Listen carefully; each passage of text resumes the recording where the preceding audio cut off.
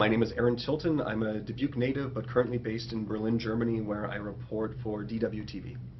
And DWTV is? DWTV is Germany's international broadcaster, so we broadcast in 30 languages from all over the world, covering European news and politics. Great. And then, so what was the reaction like in Russia to Donald Trump's victory? There was a lot of surprise, actually. I mean, most people didn't really think that he was going to win. Most people I talked to said he could be a good friend of Russia, but they never thought the American people would actually vote for him. So most of the people I talked to were quite surprised, positively surprised, but surprise was really the definite word you can use.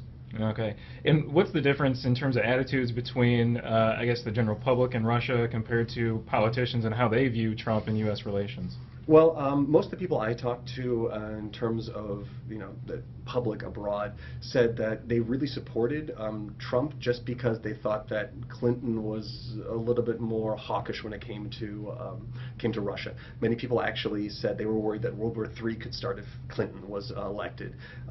Politicians, on the other hand, said that Trump has made some very, very positive noise regarding Russian politics, but they weren't really sure if President Trump was going to fulfill the promises that candidate Trump made. Okay. And then, so I guess what's I guess generating the most buzz right now in Russia with regard to U.S.-Russian relations, and how are they treating the hacking scandal?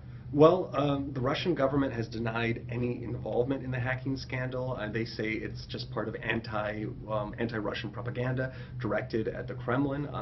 Many security experts I talked to actually said they thought that Russia was most likely involved. I mean, Russia has long accused the United States of meddling in their elections, so the experts said it would definitely be possible for Russia to do that, and they wouldn't be surprised if they actually had done it, because it's what they accused the U.S. of doing within Russia.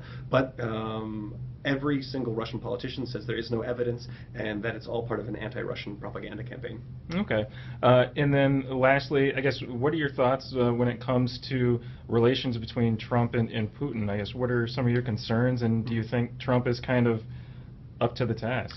Well, I really don't know at this point. I mean, we have seen overtures that the Trump, not necessarily administration, but President-elect Trump has made towards Russia that have seemed a bit more friendly. However, he is going to face constant pressure by Vladimir Putin. Russia is attempting to bolster its position on the international stage with the annexation of Crimea and the support of Bashar al-Assad in Syria. And basically, the administration of Vladimir Putin is trying to reassert Russia's power on the international stage. And right now, I don't actually know how the Trump administration is going to be able to deal with that. President-elect Trump has said he's going to pull out of NATO, or not necessarily pull out of NATO, but he questions America's role in NATO. He also is kind of an isolationist, wants to see the United States pull back from the international scene a little bit, and that would cede power to the Russian Federation.